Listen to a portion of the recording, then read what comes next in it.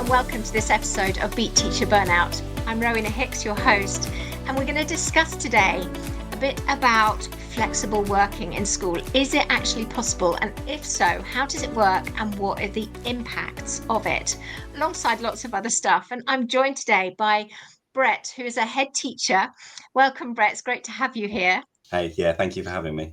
Would you like to tell everyone, let's just launch straight in because I know you're in a large secondary school and you have been quite vocal, I guess, about how you have made flexible working successful in your school and the impact it's had on your staff. So do you want to tell everyone how you've done it? Yeah, so we were really privileged to work with the DFE on launching a bit of a trial of flexible working many years ago. And it's something that's just really snowballed for us. And flexible working sounds really grand, but actually when you read the document from the DFE or any sort of guidance on it, it's actually not very complicated. It's very much about thinking about the staff you've got in your school and offering people the chance within the school and when they apply to the school of asking them the question, which I do on interview, would you like to be full-time? Would you like to be part-time? And instantly that gets people thinking about, well, I don't know. I don't know what I want to do. I don't know whether I do want a day, or if I say no now, can I come back to you at a later date? And the answer, we always say, it's always yes, come back to us and talk about it. There's a real misnomer that flexible working means that everyone's part-time and it's a nightmare and you can't timetable it. And that's not true, because what you tend to find is you have people go part-time for a period of their life. Maybe when their children are very, very young, or they want to go and do a master's, or they want to go and pursue something else alongside teaching for a short period of time. So they tend to do that, and then they tend to ask to go back up again, and it tends to ebb and flow a little bit. It's been really powerful for us because I have a mantra, and we have a mantra basically on our senior leadership team. Most conversations start with a yes, and then we figure out the finer details of it. So I'd really like to have a Friday afternoon off a week. Is that possible? Well, yes, I think it is. Let's look, let's see. Does it work? Does it not work? So it can be as simple as adjusting a timetable, looking at the full-time equivalency. It can be that way. I think also flexible working is talking to staff about what's important to them in their world. Is it that they want to ensure they still have a part in their child's life in terms of dropping them off in the mornings? So could they start later most mornings? Could they not have a tutor group and start an hour later than everyone else and do a normal day thereafter? Again, starts with a yes, and then you figure it out thereafter and you see what you think.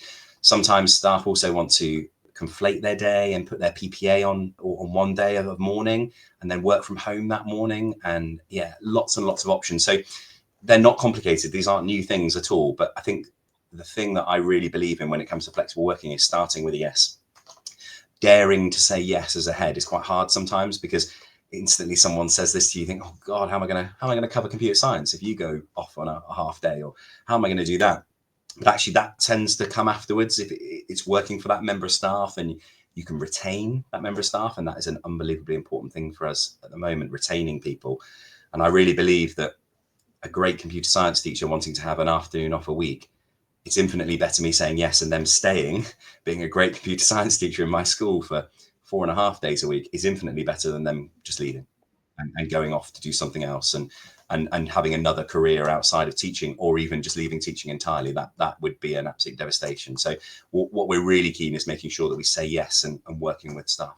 Okay, so I love this.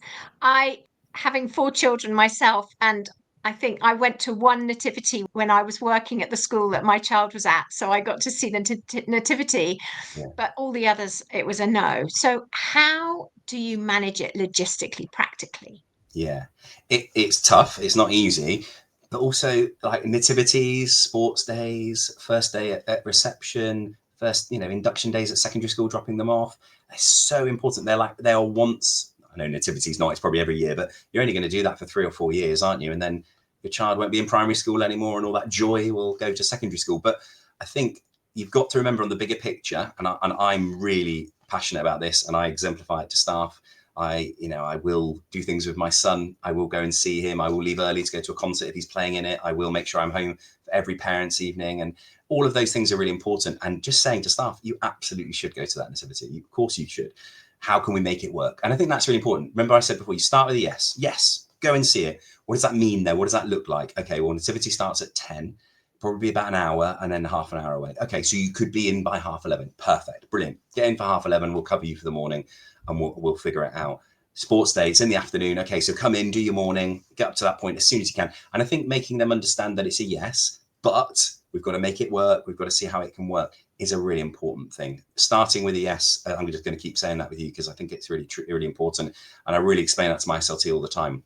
We start with a yes and we figure out the nitty gritty there. But you've got to go to your nativities, haven't you? No matter if they're crab number 4, you've still got to be there because they will remember forever that you weren't there. And that's really important. And I say it to staff all the time. They say, it's only sports day, but they will know. They will look for their mum or dad, and their mum or dad isn't there.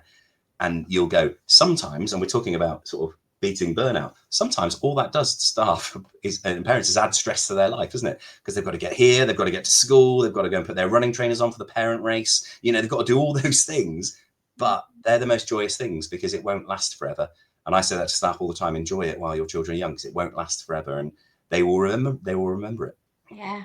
You told me a story before we came on about when you asked about your own child going to their nativity. Can you tell everyone about that? Yeah. So I remember in a previous school I worked in, I said to the head, my son's in the nativity, I'd really like to go. I think he was quite young. I think he was maybe 5 or 6, sort of the first years of primary school. And I was very excited about this idea of a nativity because, you're in primary school, it's a big deal. So I said to the head at the time, I'd really like to go. And he said, okay, what role has your son got? And I think he was a non-speaking innkeeper.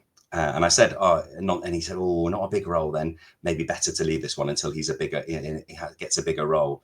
And I just remember thinking at that moment, I'm really going to make sure I never have that conversation with a member of staff. And I never say that because innkeeper, non-speaking innkeeper in the background. Again, I'll just go back to my son's face when he sees you there. He smiles, he'll grin, really, and it's a big moment. It's an important moment. And I think it's going to be a really strange thing for a head teacher to say, but this is only a job.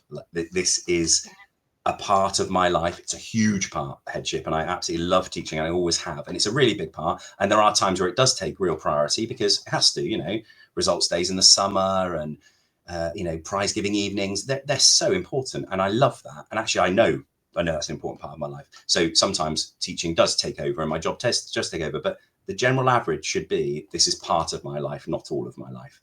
And seeing my son in nativity is as important as coming in and being the head teacher or teacher within the school. So it is only a job, and we are only a small part of the cog and the machine that is a school. And sometimes those cogs don't have to always be there, but they're important, but we can find other ways of making it work. Wow. And I guess coming from my perspective so in my book, I talk a lot about how staff say they want to be seen and heard and valued. And, school is chaos, isn't it? It's happy chaos because you never quite know what's going to happen each day. Yeah. And it is a vocation. We didn't come into it because we're going to get hundreds of thousands of pounds of pay, but we put our all into it. But I guess the question for me is, it's not just you going to a nativity for your child because that makes you feel good and makes the child feel good. It's much deeper than that. And it shows the staff that you really value them as a person. And I think there's the key for me. And I don't know if there's other things you do to sort of keep an eye on your staff, I suppose. Yeah, I mean, we do all the normal things that you'd expect. We do surveys each year just to sort of take the temperature of things and try and gauge a little bit of an understanding. I meet really regularly with the staff governors and the trade union representatives in the school because I want to hear what's happening, what are people saying, what have I said recently that's got people a bit flustered, or is there anything that people are worried about that I haven't really explained properly? We do that. We have staff workload groups. So we sit down with staff and talk about workload, and we're really honest, teaching's hard work. We know, of course it is. It's a brilliant job, has those unbelievable highs, but what comes with that is certain crescendos. We're one of those professions that has that crescendo, but we also have a collective joy, don't we? This Friday is half term. Every single person in the school, including me, will be grinning from ear to ear at 2:00 because it's almost a week off. It's fantastic. It's that excellent kind of holiday is coming. And we shouldn't live for the holidays, but we always will a little bit, I'm sure. So it's about just talking to the staff, having really open lines of communication, being really approachable, talking to them anecdotally about nothing. How was your weekend? What did you do? I was talking to a member of staff whose room I kicked them out because my room had been taken over for exams. So I went in and said, I'm really sorry, I need to use your room now. I'm how did your weekend? And found out he went to go and see Supergrass in concert in Manchester, and he loved that. And I had no idea. And it's just really interesting to find those things out about people. So he's a bit tired today because, been to a concert the weekend. I mean, how brilliant is that? And it's about knowing those things. We also do all of the things that people poo-poo and say that isn't well-being, but it's part of well-being. So we do cakes. We do faculty rota of cakes in the staff room. We're a big secondary school, but we try our very best that every week on one of the days, one faculty produces cakes for the staff, and it's just lovely. Every now and then we'll get bacon rolls for the staff and just say thank you. It's been a really trying time. So they're tokenistic, and some people think that is all that well-being is. It's not, but also some people think it has no place in well-being. But actually, I think it's everything. It's that culture of yes. It's being really open and honest, taking their views really seriously. When we get that staff survey, we sit down as a senior leadership team. What is it we can do? Is there anything we can counteract here? What can we add to it? People are saying that open evening is really tiring. Is there any way of having a half day so we can have a bit more time to set up? Loads of schools do that. We've never done it. We're going to do it next year. It comes from the staff as an idea. But yeah, I think that idea of it goes as a package, doesn't it? The donuts on a Friday every now and then, it's just part of the package. It's just showing them we care, we're thinking about them, even if we can't change the fact is exams and everyone's cramming to make sure the kids have got that last bit of knowledge in their brain ready for the exams. We go a little bit above and beyond in this term that we do. We have after school revision sessions because mostly we want to. We don't direct anyone to do that. They want to. And I think they want to because at the core is the kids and their kind of future and their opportunities. And we want to try and make sure we do all we can for them. Yeah. So I've got a couple of questions. One is that research shows that when teaching staff are doing really well, the students do up to 20% better. They achieve up to 20% better. How would you say your scores are in terms of achievement for the children? Yeah, and isn't that interesting? So we're very lucky. We're an outstanding school. We had Ofsted last year, and we got outstanding in every category before that went. And obviously, I know Ofsted is a totally different category when it comes to wellbeing. I must say, actually, I'm going to defend Ofsted ever so slightly in this. That was the most attentive and caring I've ever seen an Ofsted inspection team, and I know that's because something tragic has happened in our profession, and they're trying to react. But they were incredibly caring. They were, how are you? Have you had something to eat? Did you get a chance to see? They asked all the right questions. And I thought we just said, didn't we, those little bits. I think I'm hoping they're listening, and I'm hoping we won't have any of those catastrophic Ofsteds that had happened. So our Ofsteds are very, very positive. Our outcomes for students are incredibly positive. And people will say, how do you do that? Or you must just get clever children. We don't. We're fully comprehensive school. We get really bright children. We get children who need real support and interventions at times. So we get the whole spectrum. And we have 3 words at our school. Our mantra is happy, caring, and excellent. And happy's first for a reason. And it's not just about the children, it's about everyone. We want it to be a nice place to work. Coming to work can be quite hard work. It can be quite worrying at times for people. So if we make it a happy place with smiling people who get to go to the nativities, who get a donut every now and then, who can go flexible in terms of their timing at work if they want to, you've got approachable people who will listen to them. All of it is in that package, in that well-being kind of mantra. So I agree. I think you're absolutely right. And I think, and I'm going to keep saying nativity, and it's a rubbish example, isn't it? And I'll try and think of something better. But we let someone go to their son's graduation.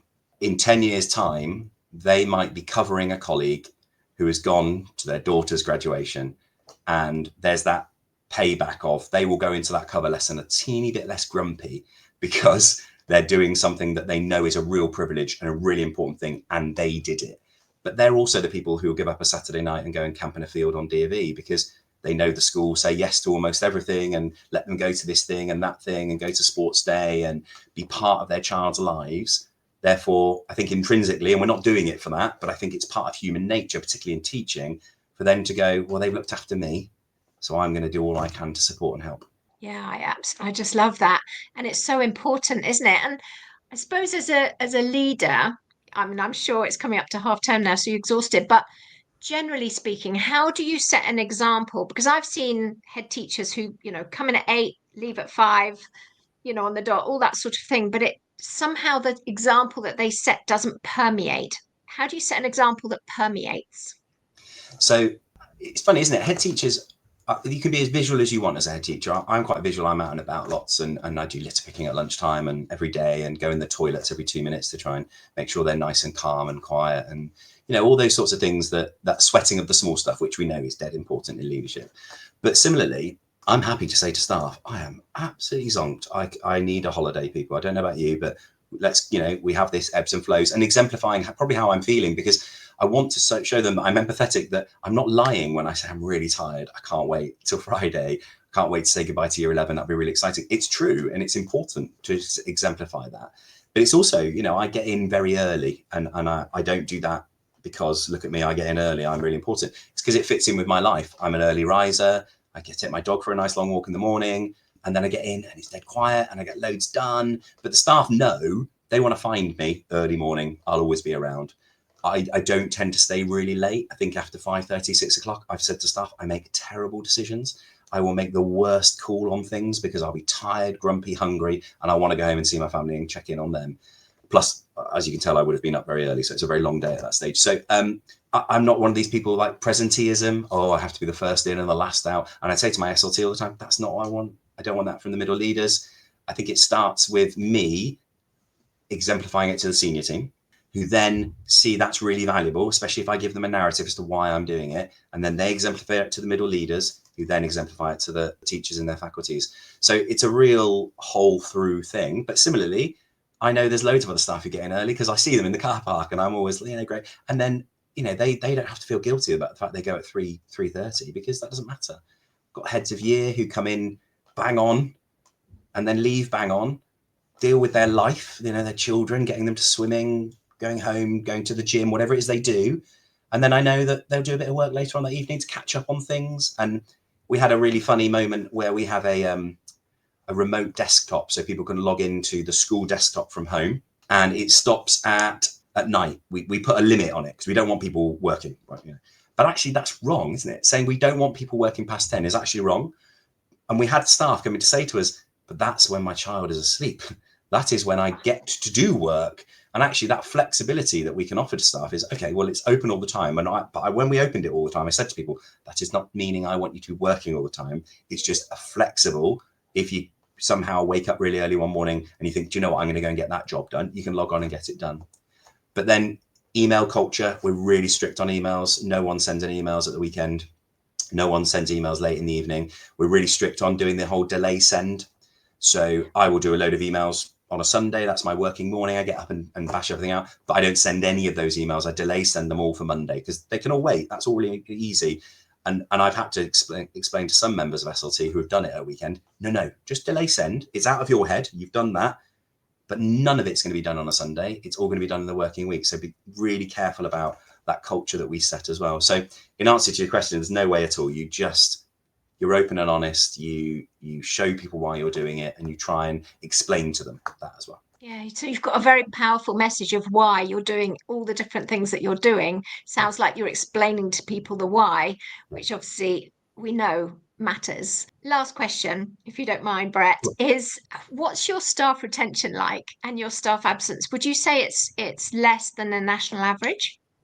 So retention, that'd be really hard, wouldn't it? So I think we had a real pause with COVID of staff not really being able to move very easily. There wasn't a lot of movement in that time. So we had a quiet couple of years. So I'd say the 2 years then after COVID, we had quite a lot of churn because people wanted promotions, and probably during COVID, it had all paused and then it suddenly exploded again with jobs in the market. So we had a few couple of years of quite a lot. And when I say quite a lot, we've got about 120 staff. So we had 21 year, which felt like a lot, but it was the right people going on to brilliant promotions. So you can't read too much into that. Then it's getting less and less. At the moment, we're on for 4 people leaving in the summer. So a huge drop. But again, probably because that COVID thing has worked its way through the system.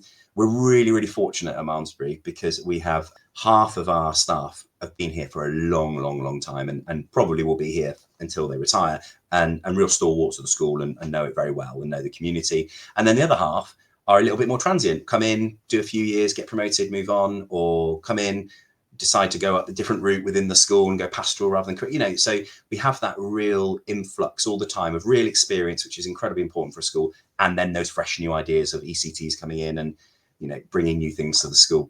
So yeah, I couldn't tell you whether it's the same.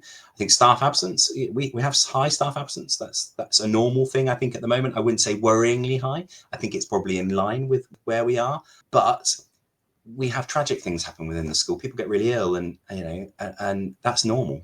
There's nothing you can do about that. And in a big school like this, that happens, on a yearly basis. We have a few things that's really sad, and staff get very ill. But again, this is only part of their life. And when you're ill, you are the most important thing. School is secondary to that entirely. That's my job to figure out that. And we try and take all of that burden of all that real worry and guilt that you might get.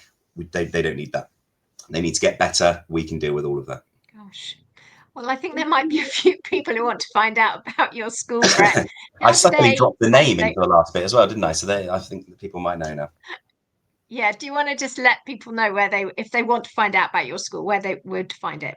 Yeah. So just Google Malmesbury School. We're in North Wiltshire. My new term is where we put all our jobs and things like that. We're very, very fortunate that we have really quality applications for jobs, but there are less and less these days, and it is really tough. And if we can help the profession, help people not burn out, be a positive part of people's careers, we will be really, really passionate about that. Yeah, and you did mention, I know we haven't talked about it, you did mention when we were talking before about how you focus on quality CPD, and that's part of your sort of staff all the enrichment, normal if you like. CPD that you would expect people, but we're part of a brilliant trust. Athelstan Trust are great. So CPD is really broad across all of the schools in the trust. There's chance for secondments. So if we can't get you that head of history job here or that head of sixth form job, we can look, are there any other schools in the trust where you could do some shadowing, go out and have a little bit of CPD. We do our own in-house leadership program. So everything we can do to make our staff feel really valued and get that promotion that they really want and move on. If it's leaving us, we get it. It's real pleasure for us. And we're really proud when people go on and get promotions, but also getting that next talent ready for the next generation of our school as well. Yeah. Wow. So if there are other head teachers who would like to come and have a look around, would you be open for that? Yeah, really happy to. And yeah, I'm really keen to walk around and show them. And then I'd be really keen to go to their school as well. So if you're coming to have a look around, be prepared to host me too. Fantastic. Well, thanks so much, Brett. I really appreciate you sharing so much. And thanks everyone for listening. Thanks for listening. I hope you took something of value from today.